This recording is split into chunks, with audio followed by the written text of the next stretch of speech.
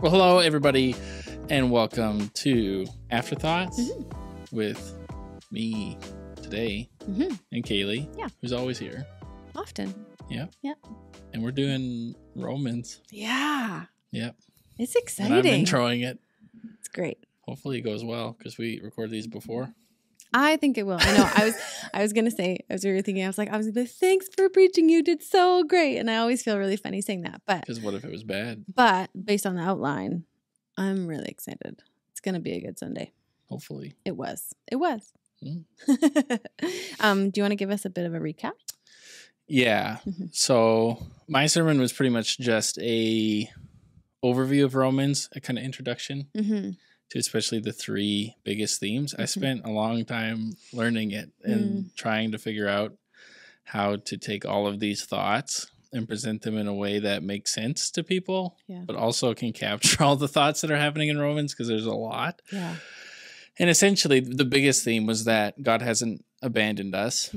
And there's three specific things I dove into as to what that looks like. So the book of Romans is addressing Israel feeling abandoned, specifically that they're questioning God's righteousness. And in two folds. One, how can God forgive Israel for the stuff that they've done and actually bring them out of exile? And how can he also forgive Gentiles for the stuff that they've done and have them be included in salvation? And so how is he actually righteous in doing that? And then the second thing that they were asking about that in his righteousness is, how is God righteous if he hasn't actually faithfully fulfilled the promises that God made to Abraham? Because God can't be righteous if he's a liar or someone who doesn't fulfill the things he said he was going to do. And so Paul shows the Romans that essentially Jesus took exile and the punishment of sin for Israel and for Gentiles. And so he actually was exiled himself on the cross, that he faced the persecution of the powers and principalities coming after him. It wasn't because of his sin, it was because of their sin, and him being Israel's representative, being their king. He was actually able to take that, and because he was God, he was able to fully take it and then move forward. And so he shows there that that's how God's righteous, and that for God's faithfulness to Israel, he shows how Jesus has fulfilled all of the Abraham promises, and that all of those things about a family and a nation and him bringing them out of exile have happened in Jesus, but it's just not in the way Israel thought it was. They thought they would kill Rome, and God had a much bigger plan than just Rome, because Rome wasn't the problem. The problem was idolatry behind Rome and behind every empire, including Israel. Right. So that's the first point. Real light. The second point was that creation feels abandoned. So now, God has saved us, but it doesn't feel like it. Yeah. So the world is still broken. Yeah. People are still broken. We still sin. Yeah. But apparently we've been made new and are resurrected, and resurrection is happening right now. And it's already occurring. And so how does that happen? Yeah. Essentially, long story short, when Jesus died on the cross, he dealt with all the powers and principalities and sin and evil and all of that. And then in his resurrection, he launched new creation. Yeah. But it hasn't come into its fulfillment yet. So it's kind of like, scholars call it the already not yet, or the overlapping of worlds. Where right now we live in the time period where Jesus has conquered, but hasn't finalized it fully yet. That'll happen when he returns. And so one of the clearest examples of that in Romans is that we still have fleshly, sinful bodies. And so our spirits have been renewed. We have the Holy Spirit, which is a sign of a down payment that God has saved us and is going to bring new creation to the entire world. So it's almost like I paid a down payment on a house, but I haven't paid for the full house yet. But I have the house, and I'm paying off the house, and we're going to get there eventually. I'll own the house. That's what the Holy Spirit is to us. And so our fleshly bodies currently in the states they're in are going to be recreated to be a new kind of flesh that will be without all of the sickness, sin, and death, and depression and anxiety. And same thing with creation. God's going to, when he returns, remake the entire world to be perfect again. That's the second point. The third point was that the church feels abandoned, and not by God. They felt abandoned by each other. Specifically, there's a lot going on in most of the letters of the New Testament between Jews and Gentiles. Right. Jews were Israelites. Yep. They're the people who were given the covenant. Yep. They were the people who had Moses and all those things, and all Yep. the promises of God were given to them, Yep. and that it was through them Yes. that they were supposed to bring God's promises to the rest of the world. Right. Gentiles is everybody who's not that. So it's us, unless you're Jewish. I don't think you are. No. No. So it's both of us. And most of the people in this church are Gentiles, Mm-hmm. and they fought a lot, didn't like each other. The biggest reason is because Israel grew up with the covenants, and they're kind of like snobby in the sense of like, God picked us, and we're like, Yeah. the We're the important chosen. people. Yeah. We're the chosen people. Yeah. And you people are okay, but Yeah. like, we're God's real kids. Yeah. And you're kind of just like adopted kids and Right. not really our family. Yeah. Yeah. And God is saying, no, Yeah. all of you are my kids. I brought in the Gentiles into our family, but they're still my kids. They're Yeah. fully my kids. Just like how if someone adopts a kid, Yeah. they're still their kid. They're not Yeah. like not a part of their family. Yeah. And they were specifically fighting over ritualistic stuff. So like old Yeah. laws in the Torah. A lot of Jews were like, well, okay, Jesus has saved us, but we should still follow the law. Mm. Gentiles were like, we don't need to follow the law. Mhm. Like, yeah, we'll follow God. But when it comes to things like circumcision, which seems Right. silly to us, Right. or eating a food that was sacrificed to an idol, we know that idols aren't real. Right. God's the real God, so I can eat that steak Right. that was prayed to Zeus for Right. with no moral qualms. And they were fighting about that. And Mhm. essentially Paul says, stop it. You guys are supposed to be loving.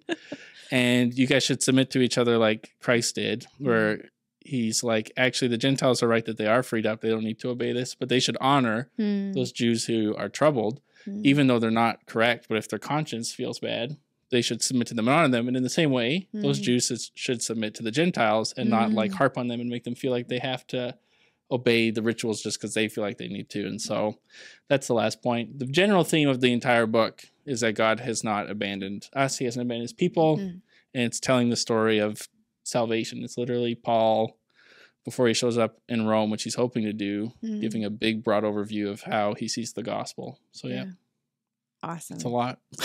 But it's so good. Romans is a lot though. It is so a we lot. need the context for it, right? Like Yeah. it's really valuable to have the context for it, and to be like when you have context and you just even the recognition of something that's a lot to chew on, to be given the permission to chew on it matters. Yeah. Like that's what we want to do for the next, I think we're doing it for 12 weeks, right? Yeah. I Yeah. think so. Yeah, it's going to be a good chew. It's going to be wild.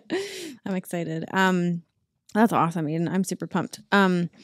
I kind of, in the same way that you just laid out those three, I essentially have a question pertaining to each of those areas of like feeling abandoned. And so, when you talk about Israel feeling abandoned, I thought I would pose a question to the group.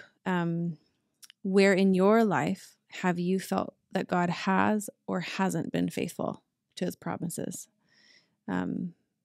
Where in your own life have you felt that God has or hasn't been faithful to his promises? And I know that can be, the hasn't side of that can be a bit of a, whew, are we going to go there? But I think even in the same way that we recognize that our world is still broken, there are areas where this feels, there's both, right? And so why don't you discuss with your group what that is?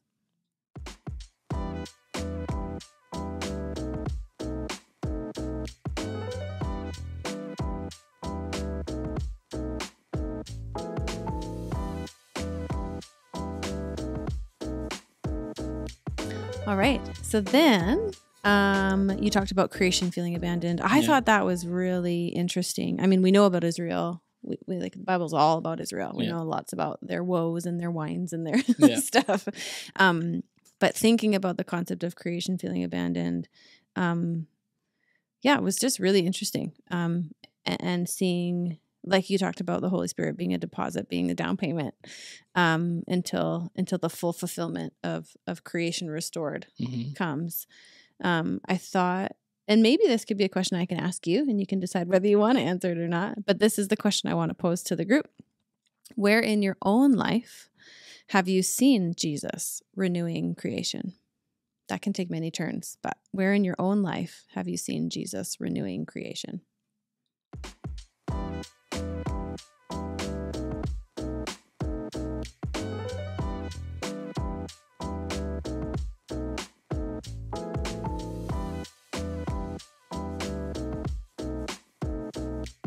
Yeah, that's a big question. Mm-hmm. I think the biggest thing that I see is when Christians actually take up what they're supposed to do and actually be new creation on earth. So we're supposed to be salt and light and to be preparing the world for Jesus' return. Yeah.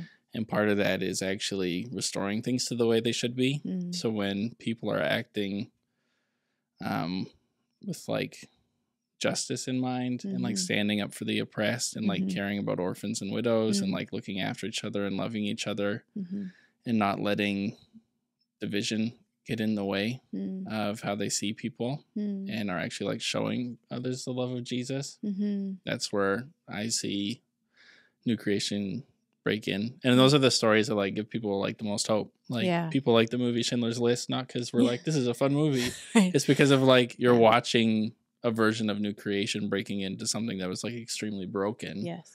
And we see that all over the place. And there's something in our soul. Yeah. Even if you don't believe in Jesus, that like longs for that. Totally. And so seeing Christians like pick up what they were supposed to be doing, which is going out and being the ambassadors of launching new creation before it's fully here, and how they love is usually how I see it.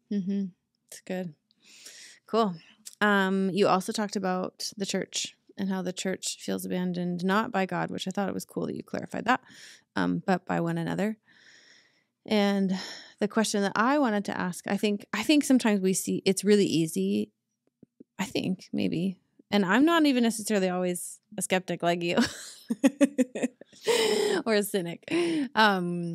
But it is easier to see, okay, here's where things are not renewed. Here's where things are disunified. Here's where things are broken, right? It's pretty plain to our eyes as people to see those kinds of things. And so I thought I would ask the question, where in your own life have you seen God unify the church?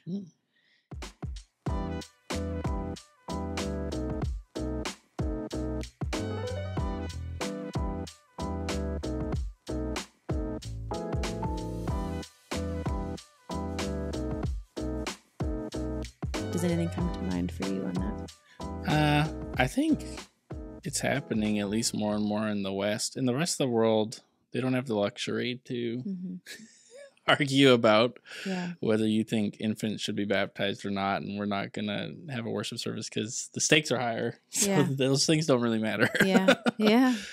But I feel like, especially in the last several years, I've seen a turn in the capital C church in the West where our divisions matter less. Yeah. But it's not because we don't think they're important and that the things worth talking about or differences that are important. Just like how the Jews and Gentiles thought their differences were important. Yeah, totally. Paul wasn't saying your differences aren't important. No. He was just saying that there's something deeper that unifies us. And there's careful thought that should be put into that. But I think the church has been doing a good job where we divided way too much. Because the church was one church until the year 1000 AD. There was one. It was the Roman Catholic Church. Yeah. And then they split off into where there was only two churches then. You only had two options. There was two denominations. There was Roman Catholic and there was Eastern Orthodox. And then the Reformation happened. And ever since then, we love splitting and not having unity.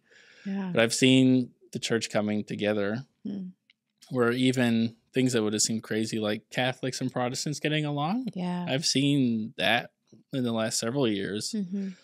Where instead of focusing on our differences, which I think are important, I'm not Roman Catholic. There's lots of things I don't agree with, and vice versa. They'd look at me and feel the same way. But Jesus does unify us. Yeah. And I think we feel that a lot deeper than we did. Maybe because culture feels a little bit more intense maybe than it did. Right. And so those things matter less. I don't know what it is, but it does feel like there's more unity in churches in general, even with churches in Summerland. Like we partner with, as far as I know, all the churches are open to partnering with them. Yeah. Which at times makes us uncomfortable, makes them uncomfortable. Yeah. But we think there's something deeper than us looking at the Lutherans and being like, we have a different view of what happens in communion. Sure. So we're not going to have a worship service altogether. We're like, that's kind of silly. Yeah. where we can still have a worship service together and vice versa. And so, yeah, that's kind of where I've seen it. I feel like it's changed in the last few years, and it's getting a lot better, actually. Yeah, it's exciting. I love that. I love the hopeful questions. I mean, I'm a sucker for them, but I love them. So, cool. Well, yeah. Thanks, Aiden. Thanks for reminding us that God has not abandoned us. Even that, like, even if that, man, maybe I'm going to throw in a question that I didn't plan. Oh, wow. A bonus question. I know for me, when I hear the words, God has not abandoned us, like, I just feel like a wash of relief of like, right. I know that. I know that's true.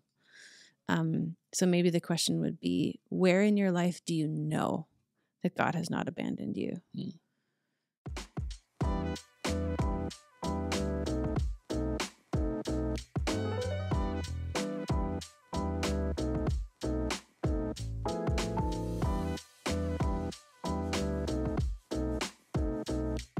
And then besides that, I don't think I should do more bonus questions because I should plan them. So, yeah, thanks for joining us. I'm Kaylee, and this is Aiden. Yep. This was Afterthoughts.